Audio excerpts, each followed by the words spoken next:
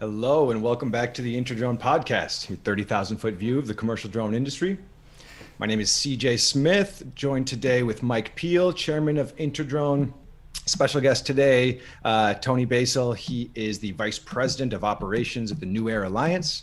NUIAR manages the operations of the New York UAS Test Site at the Griffiss International Airport in Rome, New York, one of the 7 FAA-designated UAS test sites in the U.S., and is responsible to the FAA and NASA to conduct operations for UAS testing. NUIAR is responsible for the continued development and advancement of the New York's 50-mile UAS corridor between Syracuse and Rome, facilitating beyond visual line of sight testing, commercial operations, and safe integration of UAS into the national airspace. So Tony, thanks so much for being here today. Try to give a brief overview about NUIAR and some of the work that you guys do up at Syracuse. Could you give maybe just a brief introduction of yourself, some of your background in aviation, and how you really found your way into the drone space?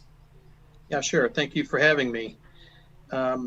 So I'm a retired Air National Guard Air Force pilot, and I spent 30 years flying fighter aircraft. Upon leaving the Air Force, I worked for a local engineering firm that did work on airports. And although I'm not an engineer, they had me overseeing their airport group. And when the FAA decided they were going to put out an RFP for establishing unmanned aircraft test sites as being driven by Congress, our CEO knew my background and asked me to get involved in helping to write the proposal. So I've been involved with the New York test site since before there was a New York test site. Upon New York winning one of the slots, I actually moved over to end up running operations based on my background. So that's how I kind of got involved in this. Actually thought I was just going to write the proposal and then move on to something else, and here I am still. So it's been interesting 7 years now as a test site. From the early days, our very first approval was like in August of 2014. The test sites were basically named January 1st of 2014. And since then, we've had over 30 different approvals granted. And, now we're working on beyond visual line of sight, and I'll get a weird science phone call pretty much every week by somebody who wants to do something different with them. So it has been very interesting. You mentioned end of 2013, maybe January 1st, 2014. What did the drone ecosystem look like back then, and what were some of the tests you guys were conducting up there? Yeah, so, there wasn't much going on in the late 2013. You would hear about people flying them, mostly bad things, flying them where they shouldn't be flying them. But the region decided to go after a test site based on the infrastructure here in central New York. Lockheed Martin radars are here, SRC, SOP Census, and the 174th Attack Wing, of which I was a member for many years when they had fighters, was flying MQ-9 Reapers. So just based on that, plus being in the Northeast with varying environmental conditions, it appeared that would make us look somewhat favorable to the FAA. As it turns out, we have had projects coming to us even in the early time frame where folks wanted to see how this technology worked in adverse, primarily cold, because the FAA still is having trouble getting their arms around letting like small UAS fly in weather conditions, clouds and icing, which is really needed. That testing is still really needed, but it's hard to do that kind of stuff. Then primarily our earliest flight ops were with the agricultural type stuff. Cornell Cooperative Extension had a number of our early COAs. But in the Northeast, the agricultural aspect hasn't really taken root.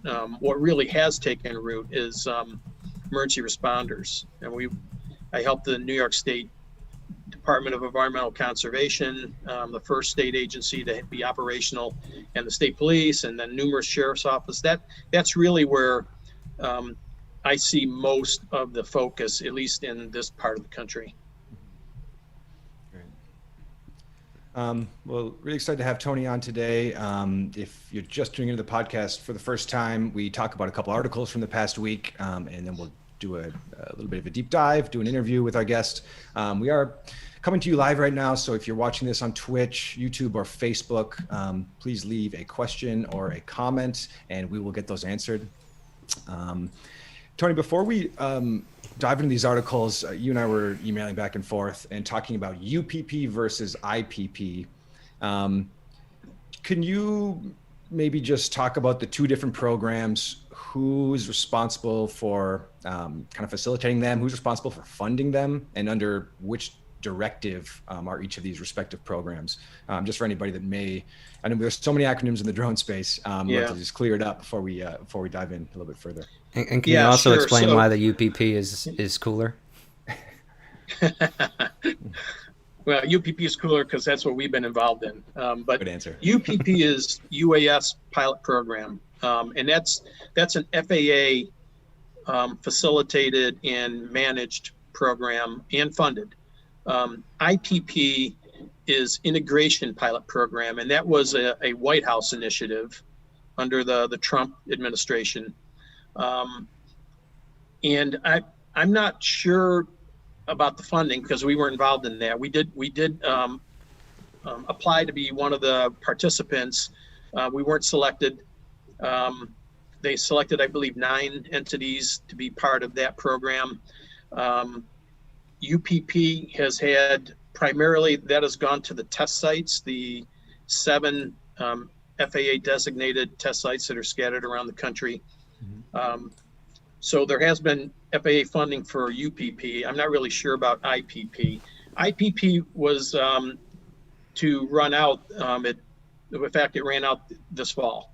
And now the FAA is coming back with what they're calling IPP Beyond. And currently they're not planning on opening it up to any other entities other than the original 9. And what I understand is 8 of the original 9 have chosen to continue and go forward. UPP 1 happened about a year and a half ago, probably a year and a half ago.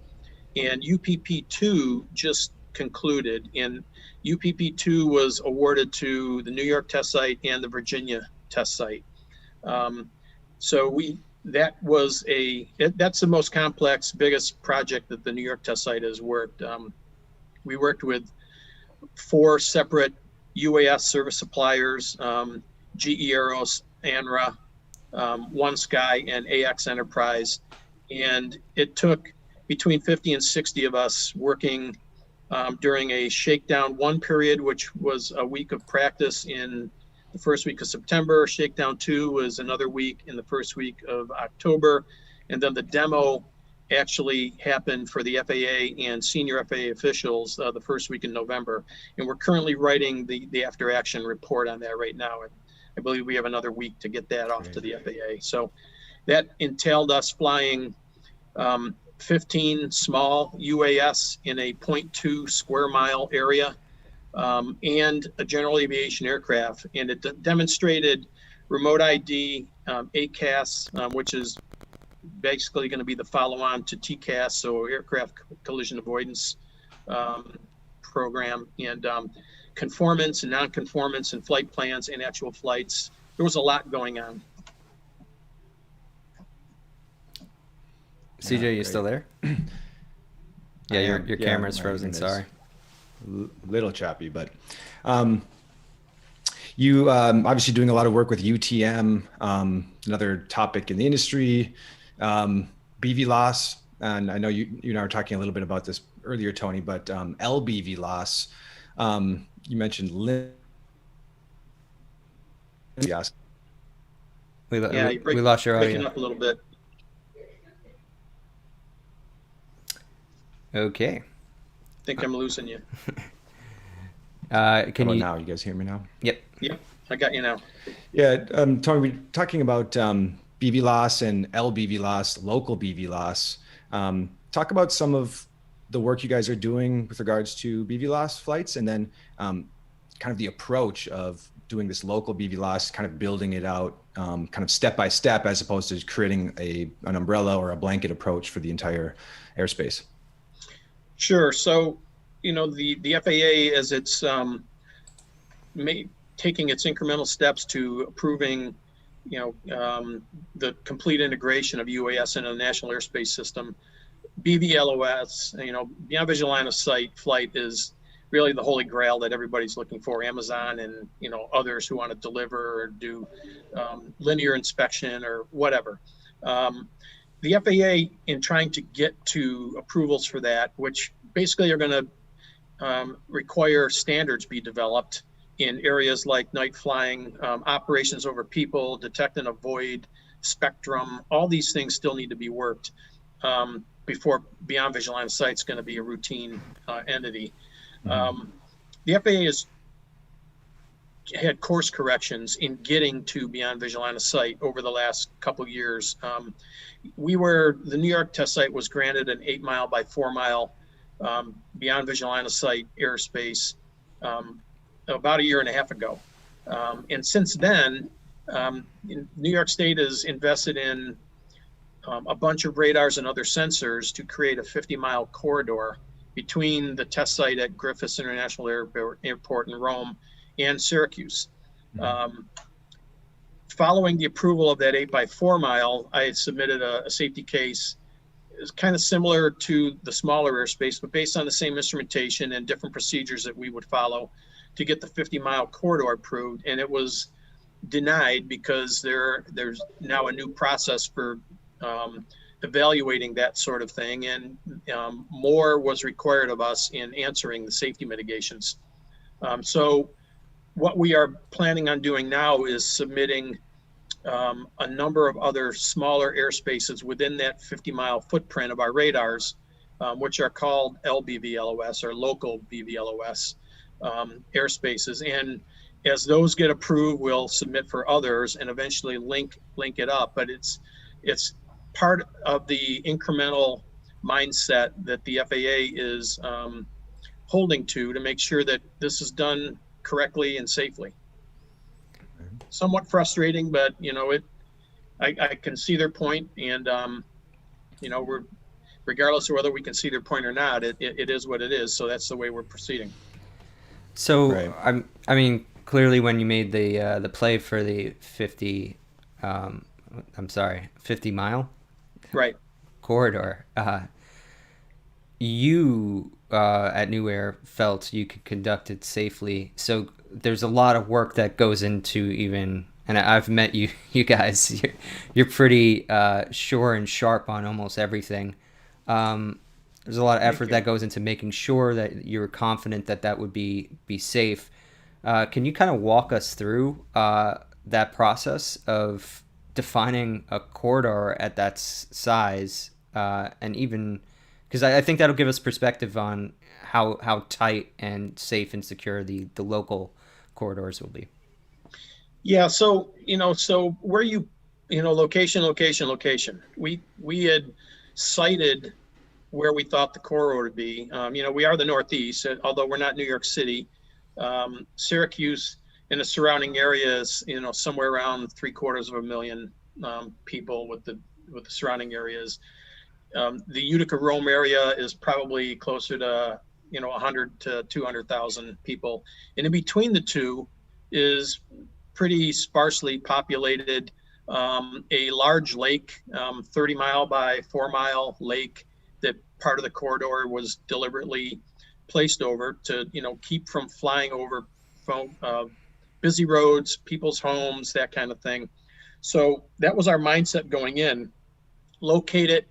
We already had the 8 by 4 mile at Griffis that would get us out of the Rome area, and then locate the rest of the corridor in area that the FAA would deem to be at least mitigating the obvious risks. At the time they gave us the first 8 by 4 mile area, they had made an announcement that there would be the NPRM for nights and ops over people was coming out. And I think they thought that would come out sooner. And that's one of the reasons why they probably granted us the first one. They approved the first COA. They obviously those rules still aren't out.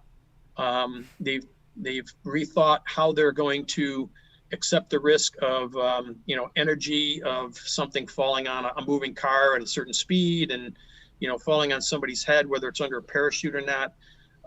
And so they levied more hoops to jump through, like for crossing roads, whether they're state roads or secondary roads, or and how do you know there's not a market with people set up in a field that was basically just an empty field.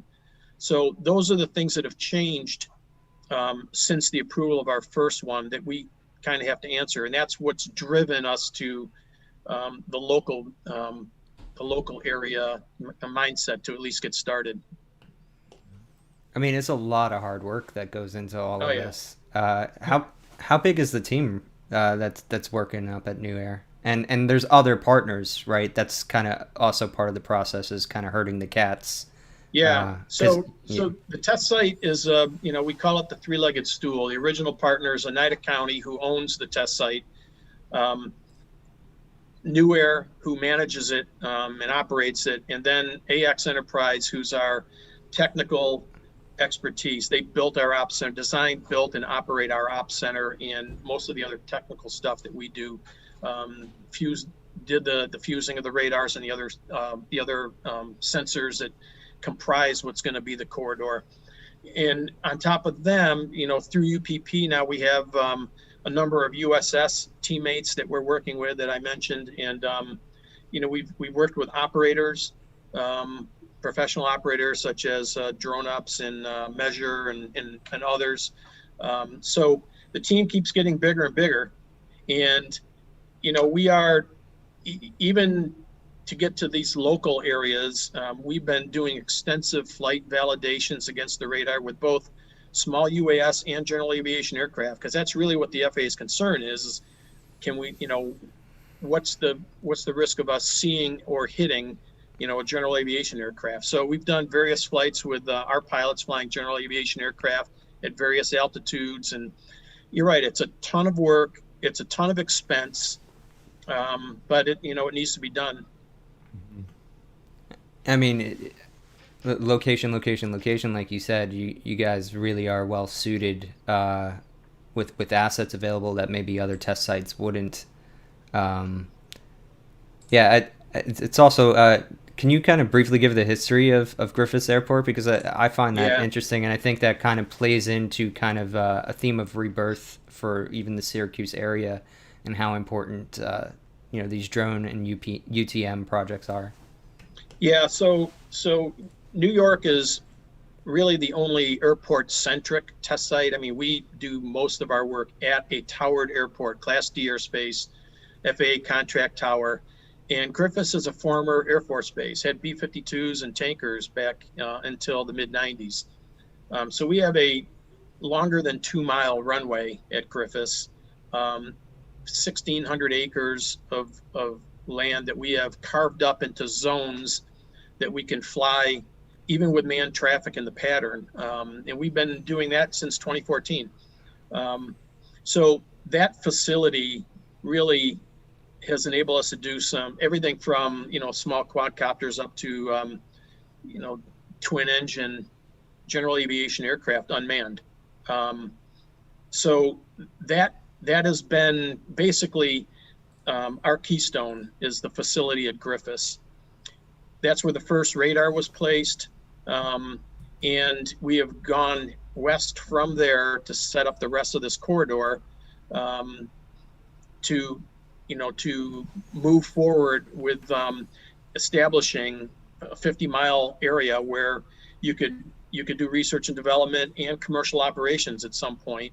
And it's been a long process. It's been really frustrating, and part of it's because the rules somewhat are changing from time to time. But again, it's hard to really look at the FAA and say they're really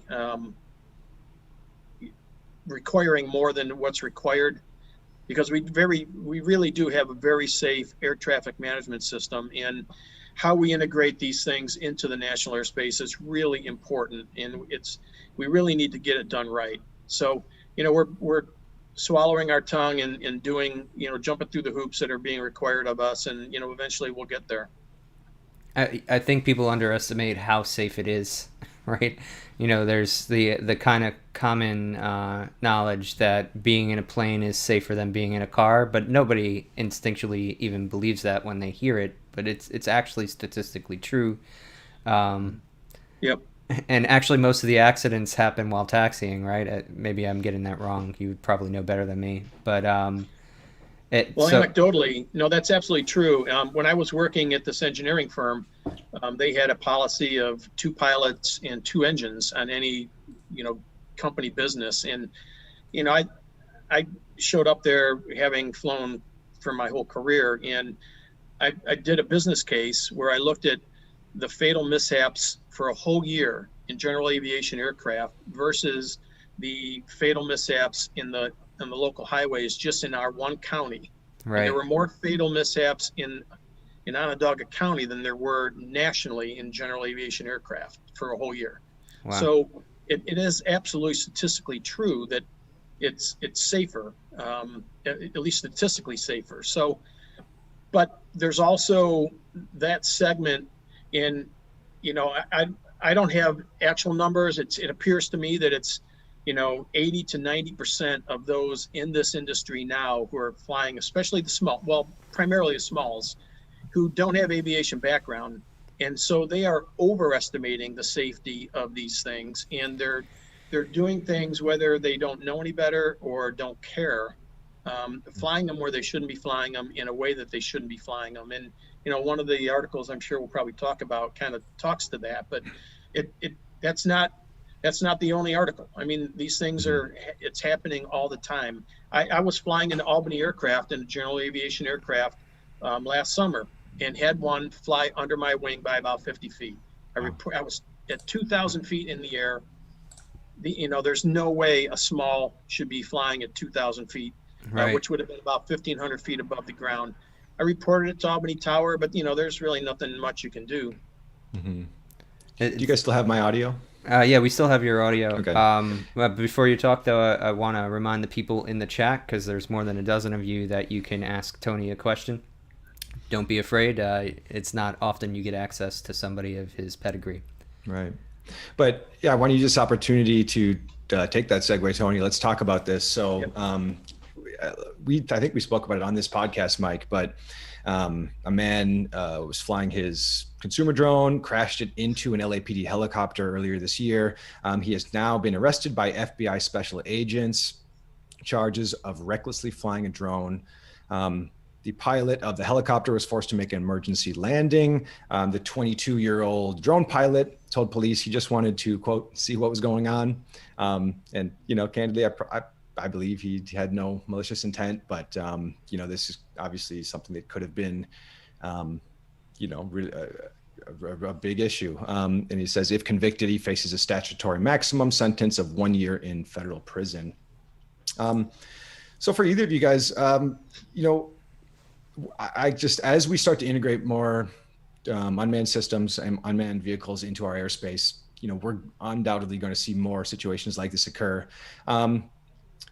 What can we do to make sure something like this doesn't happen? Is it education? Is it, in fact, UTM or some sort of remote ID solution? Tony, I'd love to get maybe some of your thoughts on this first, and then pass it over to Mike. Yeah, well, remote ID is certainly a first step, basically being referred to as license plates for drones. We've done a lot of testing with remote ID and have for the last year and a half. There is basically a standard coming out that kind of addresses that, where John Q. Public can have an app on their phone. If they see something fly over their house or over a ball field they're at, they can take a peek at their at the app and see, is that aircraft registered? That's pretty much all that the public will be able to do. But if it is registered and they think it's doing something malicious, then they can report it to the authorities, and law enforcement will have another level of access where they can find out who it is, where they live, that kind of thing. So that's certainly a good first step. Mm-hmm. I don't know that that's the be all end all, because anybody that a lot of these smart folks can figure out a way to disable it, find out where it is on the aircraft and take it off or whatever. But this is not, this has been a problem for a number of years. The FAA has never, in its history that I know of, asked for help to help with anything that they do until this technology became available. And about 3 years ago, they sent out a memo to law enforcement across the country to help them police, the careless, clueless, and criminal that are flying these things in areas where and that to me shows what a massive problem this is. And it's now generated remote ID, and the FAA, there's legislation that says you can't counter aircraft. The FAA considers these things aircraft, even a small quad. So counter UAS has been only allowed within restricted airspace by Department of Defense. And now, because this is such a problem, and the criminal aspect is potentially even going to be a bigger problem than the careless and clueless, right. They've expanded how many different agencies can actually do counter UAS testing. So it is a big problem. They're worried about big events, Super Bowl, Disney World, all that kind of thing. And it's a valid concern. Yeah, I mean, it seems like drones, because of their actual kind of innovative nature and how much boundaries they're pushing, is that the amount of considerations we have to make to mitigate risk are also increasing along with them. So, I mean, it truly is a project that requires interagency kind of communication on a level that I don't think we thought of before.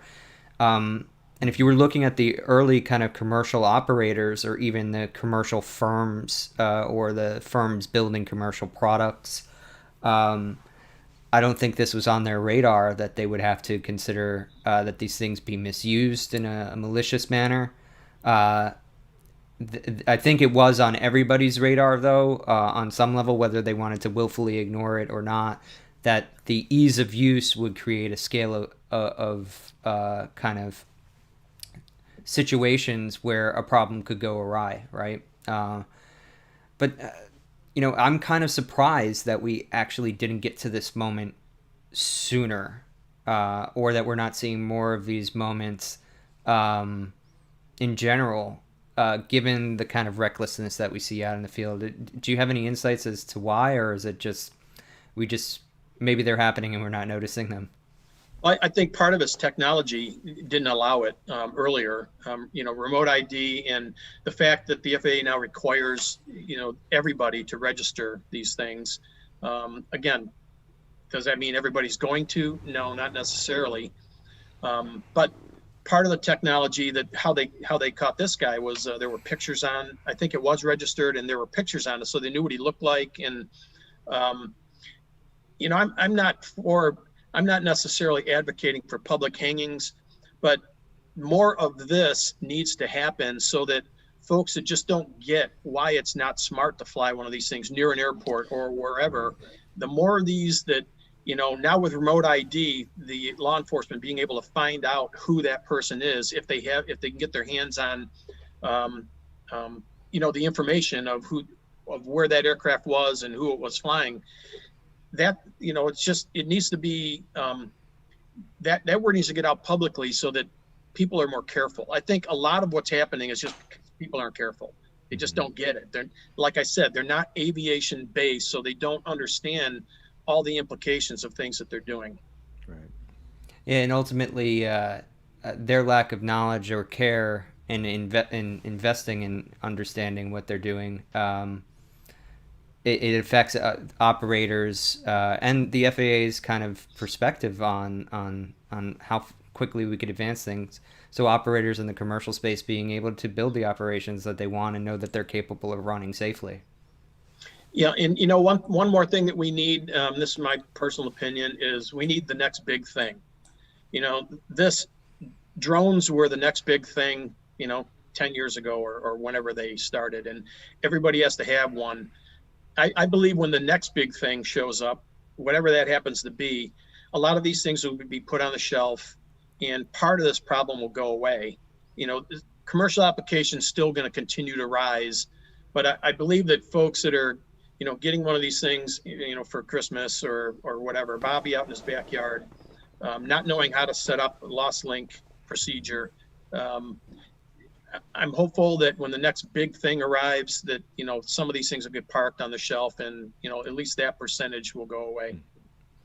Yeah, I mean, there's a lot of kind of sectors where that can happen, whether it be in obstacle avoidance, computer vision, or, a UTM system that is redundant enough to kind of handle these failures, that ties into apps. Maybe more kind of pressure on manufacturers in one way or another through regulation, that they're not able to release hardware in the U.S. market without having XYZ safety components installed. But I think you're right. I mean, the hardware has gotten commoditized, and even that feels less revolutionary every time. But compared to where we were like 6 years ago, where everybody wanted to know what these things were and what we were going to do with them, it seems like we're more sober about what the capabilities are, and there's less speculation overall. Yep. And I think another point, I'm all for the proliferation of consumer drones, and I would love everyone to have one, but it does seem a little bit of a disconnect that a consumer drone pilot is treated with the same, he has the same, he's treated just like a pilot of any aircraft, but therefore he doesn't actually have to follow all the regulations that another aircraft pilot would have. So it seems like he's getting the benefits without actually having to do or deal with the burdens or the the regulatory aspects of that. So that's a great point. I think most aviation experienced folks who are in this industry now were very disappointed that the FAA did not require basically training for Part 107 certification. You had to pass the test. Yeah, the joke that we've made, or I've made, is that it's easier to get a massage license, or it's harder to get a massage license in California, and that's actually a fact. Right. Yeah. I'm sure. We got a question from Secure Sally. CJ, you want to read the question? I don't have visual, so yeah, I'd love if you could help. That's right, I'm frozen today. All right, so Tony, could you basically explain the safety measures of the corridor? So we kind of went into that a little bit earlier, but maybe more detail is warranted. Yeah. So some of the instrumentation that we have 9 SRC R1400 radars, which are built and designed specifically to see small quadcopter-sized UAS. And we've been doing, they're scattered throughout the 50-mile corridor at intervals with overlapping coverage. We can see in, based on line of sight with trees, and it's fairly flat where we are. But trees and other obstacles, we can typically see in some areas down to 100 feet, and in other areas, 300 feet or so. And we can see general aviation aircraft up to 5 or 6 or 7,000 feet, again, depending on which radar we're talking about. And we can see the general aviation aircraft down to 500 and 400 feet above the ground. So typically you don't see them that low, except for maybe flying in and out of grass strips.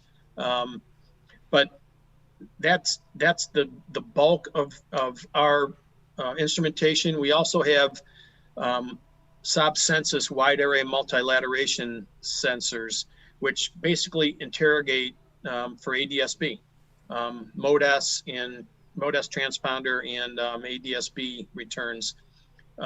All of that data is fused and pumped into our ops center at Griffis, where when we are flying on the radars, or we're using, like if we're in the 8x4 mile beyond visual line of sight area, we have a NUIAR supervisor, which 2 of our supervisors are former Eastern Air Defense Sector full colonels, used to looking at radar displays, and they monitor the the displays we have in the op center, and they are in communication with the pilots who are out in the field, and they can tell them of what we're seeing. We also have another software called ATAC, which allows our folks in the field to see on their smartphones or iPads the same displays that we have in the op center.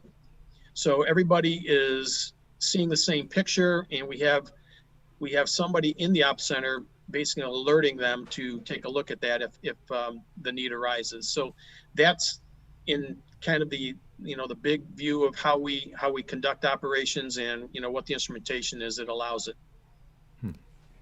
I mean, it's truly impressive, all the work that goes into, because if you think about radar for commercial aircraft, that's pretty established, right? But it took time to figure out how to get something this small on the radar, right? That's a much harder problem to solve.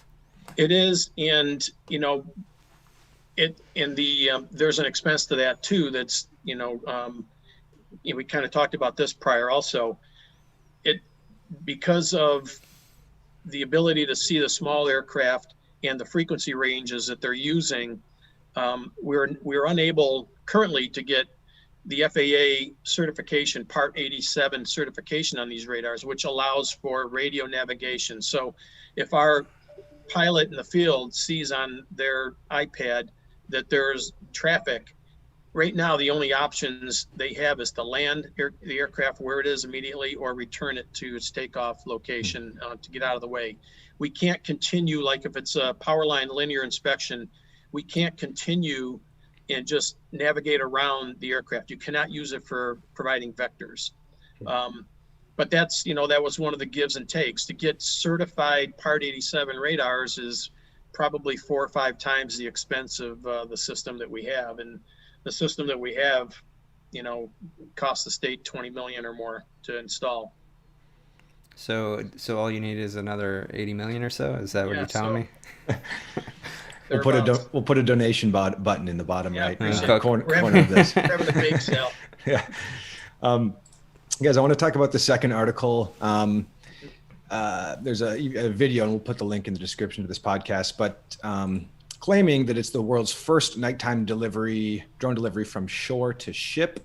Whether it's the first, that's not really the point. I think what was really interesting here is just cross mediums, right? I think, Mike, you've been touting this for a long time, but if we're going to see drone delivery, we're not going to probably see it from Amazon packages to our doorstep, but I think we've both mentioned that a big piece of low-hanging fruit here will be that middle mile, right? And I also think going from sea to land, where it's harder to make those flights with traditional manned aircraft is where drones could really see some traction. So Singaporean maritime drone company F-Drones completed this flight. It carried a 3D printed part weighing 3 kilos to an anchored barge. The flight distance was 3 nautical miles, and the delivery was done in 7 minutes.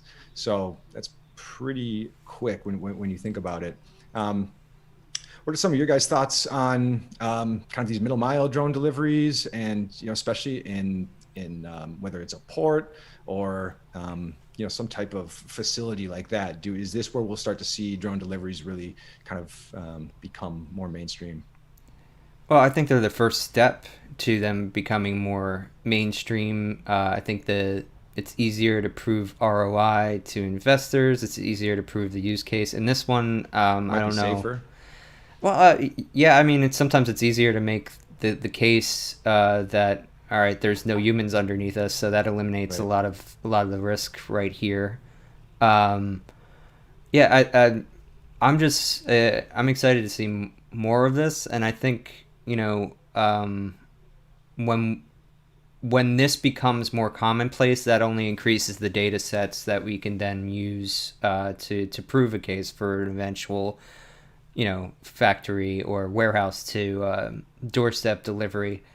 But even there, like if the case is, I mean, if we're talking about a fully automated future, there might be a case for ground robotics that could deliver packages rather than having to always use a drone. And kind of these situations where, okay, we need to get this product or this piece of machinery or whatever it is over a body of water fast, those use cases will always be drones no matter how far we develop other technologies. Or, the other kind of example that I've used is kind of mountainous regions like West Virginia, where it actually just reduces the delivery cost period and allows us to get goods there faster. I think those are kind of the most interesting things that we'll see in the next couple of years. I don't know, Tony, any insights from your side? I'm more speculative, so I always like to get people like yours perspective. No, well, I think, flying over bodies of water, it's going to, depending on who your regulatory body is. I mean, Singapore doesn't have the FAA. The FAA get that on a T-shirt. Yeah, they're still going to have their own requirements that are probably going to be more stringent than anybody else in the world. I was at it just kind of coincidentally, just a couple days ago, I saw an article where Amazon is laying off a number of their folks that are involved in their efforts to deliver by drone. And it was either 2015 or 2016. I was at NASA's very first UTM conference. It was out in Silicon Valley, and Amazon briefed and Google briefed, and they both briefed how they were going to do this and how they thought the airspace should be carved up to allow. Oh, I remember that silly graphic. Yeah, it hasn't happened. They thought it would happen faster than it is, and it's just not progressing at that kind of speed. Back to delivery to ships, I think that's a great use case. Part of what we did in UPP was deliver a simulated splint to an injured individual in a ball field. So that stuff is all and we did it and we used our Beyond Visual Line of Sight COA, and we did it by not overflying anything other than 3 bridges. And even though this particular COA does not require us to have visual observers at the bridges, we put visual observers at the bridges to make sure there are no cars coming. But that type of use of this technology that will explode once standards get to the point where legislation now is in line and it's approved. And in use cases like flying from land out over a bay into a ship that requires something, that's a great use case to move this forward, because at least in the United States, the FAA is very much comfort level driven. And if they see an operation that can happen successfully and safely, they're more liable to allow that in the next example if you can show the same kind of mitigations. So CJ knows I often give the Valley a lot of slack, or not a lot of slack, but flack. Yeah, flack is the word I was using. Right. Thinking of, but if you're looking at it from their kind of perspective where they started, they had a lot of success in kind of upending traditional businesses because software was so explosively kind of efficient in comparison to the way traditional businesses were operating. I think they made a lot of estimates based on that in the drone space. And then they also made a lot of estimates on the other side, which is that software was also very interesting in its position in regulation, where it was kind of hard to nail it down, right? And that's not the case with aerospace and the necessity for safety, right? You can't make assumptions like, oh, we'll break it and we'll figure it out later, kind of like Uber did with the taxi medallions, right? They're not just them, but other rideshare in general completely broke that business, devaluing the taxi medallions, put a lot of people in the poorhouse.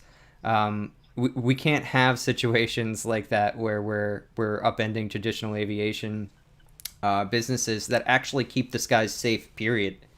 Right. So I think there was a lot of arrogance in there, but I think that current move of laying people off is actually not them shutting down anything. It's probably moving towards just buying into actual aviation first companies and realizing that this is not necessarily a fully internal project, but probably better run by even a wholly owned subsidiary or working with a strategic partner.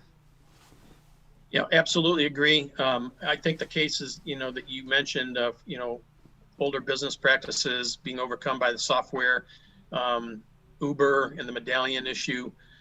The big difference with what we have here is public safety on a grand scale, a massive scale. Right. And they, again, back to my comment that 80% or so of the folks who are really jumping into the UAS industry don't have an aviation background. They don't get that. They don't get 100 years plus of flying commercially and, changing what we do procedurally because of accidents that have occurred. And, doing investigations and determining what caused it and then changing our regulations and procedures. They either didn't understand it or completely underestimated it. Mm-hmm. Yeah, but there's another kind of side to that. Well, I totally agree with you on every level, actually. So don't get me wrong there. But the other side of that, I think, was the perspective that there was entrenched interests in other business areas, in that they were basically just holding on to power despite not innovating, and it was actually almost anti-consumer on that level. And a lot of the tech companies viewed themselves as, we're going to be client consumer first. We're going to respond to their needs of the user as fastly as possible. And that wasn't what they were dealing with aerospace. And I think that's why they got it so wrong. What you were talking about there, the care that traditional aerospace companies and the FAA over the course of half a century or longer into fixing the problems to create a safe airspace, there was no need to upend that, right? The need was actually to work with it, and I think we'd actually be further along than we are now if that was the culture that was brought to the table. Good point. Yep. Yeah. Tony, you mentioned, Singapore doesn't have the FAA. Are there other countries, other jurisdictions that you guys look to for, either inspiration, or you just look to see that the work that they're doing? Is there another country out there that you guys are saying, wow, these guys really are kind of got their stuff together. They're building something sustainable and something that's going to be safe and scalable? Well, not specifically by country, but just the international arena in general. New York has a UAS accelerator for startups called Genius New York. And the last 2 or 3 winners of that competition have been international companies. And a number of, they usually select either 5 or 6 companies each year. We just finished our 4th round, so 4 years of this competition. The most recent round has an international winner, and they have actually it's an American winner this year, but there's a company from Australia who is been working on UTM through, with Australia, but they also have some European company or countries as clients where they're using blockchain as part of their. Is that Sky Network? Yeah, actually, they're in. I've talked with them because I'm one of the Genius judges actually. I like that guy a lot, partially because he flew F-18. So we have Is that Rory you're talking about? Yeah, Rory's a great guy. Rory's great. He convinced me to get a blockchain session on the InterDrone. Yes. So I don't understand any of that stuff, and I don't understand how a fighter pilot could understand any of that stuff, but he does. Yeah. But that's the kind of stuff that we see from the Genius program. It's things that are coming globally that we pay attention to. Plus, we don't get too excited about what's happening overseas because, again, we have to convince the FAA of what we're doing here is safe and makes sense. And it's not always the case with the other international regulatory bodies. Well, 2 things. I got to give a shout out to Rory because he really did. I did a blockchain startup at one point, so I know how much BS is in that field. So I literally got on the phone with him as a lark, and he talked me through it, and I was like, yeah, that's an actual use case, and it's been amazing kind of seeing their progression and what they're doing. So Yeah. excited to see more from them. Yep. Yeah, actually, I forgot my second thing. I'll just leave it at that. I had to give him a good shout out. And actually, the work that Genius NY does is pretty phenomenal. I know it's probably been a rough year, right? With Yeah, the first year, obviously we had to do it virtually. And, all the dates, the award dates were, put in flux, and we didn't actually award until September. It's usually in April. So it was a challenge like everything else this year. Hopefully next year will be better. Yeah. Fingers crossed. And speaking of next year, Tony, what's top of mind for you guys up at NUIAR, and what's on the roadmap for 2021? Continue working on this corridor. I mean, it's making me old. I had black hair when I started this whole process, and I would like to get to a point where, I know that once we submit the safety case, there'll be back and forth with the FAA. Hopefully it'll just be back and forth, and after a period of a few months, they'll accept the safety case, and then we'll have to apply for COAs based on that safety case. So I'm hoping that by summer we have the next 3 BVLOS areas, and then once that happens, then we'll start building a safety case for others to connect the dots. Right. Any, I know we're coming up on an hour. Any final thoughts for the InterDrone audience? Well, for me, I'll just say, don't get into this industry if you don't have abundance of patience. It's required, and it's what's not always logical to those who are trying to do this is somewhat based on not being familiar with aviation to begin with, and some of the not being logical is on the FAA. They're a massive bureaucracy. They are very stovepiped, and you'll get different answers from different offices that you talk to, and they'll admit that. It's hard to move forward. And that's one of the reasons the process continues to change. It used to be just 2 or 3 folks when you submitted a safety case and we're looking for some exclusion in a new COA. And now it's a phone call with 27 of your newest friends at the FAA, all representing, their areas, and it really turns into a food fight at times. So it requires patience, but we will get there. There's no way to turn this off. Right. Yeah, Tony, I just want to give a shout out to the NUIAR team and their support of InterDrone throughout the years. Andy sitting on the board. I mean, he's not only supplied you for this podcast, but he's brought people to the show that have increased its prominence. So, I mean, and then the amazing work you guys do to actually pull this industry forward. Right. I didn't realize how hard it actually was until I first came up to visit. And Andy and Mike welcomed me, showed me the test site and everything. It's the amount of work can't be understated. So thank you so much for doing it and bringing this industry forward. Thank you. Yeah. Thanks so much, Tony. And everybody for tuning in. We'll put some of the articles down below. We'll put some links to the NUIAR website, and the test site in the description of this podcast, so you guys can check it out and learn more. It is the Tuesday before Thanksgiving, so everybody have a great long weekend, great holiday, safe holiday, and we hope to see everybody at InterDrone Online December 15th through 17th.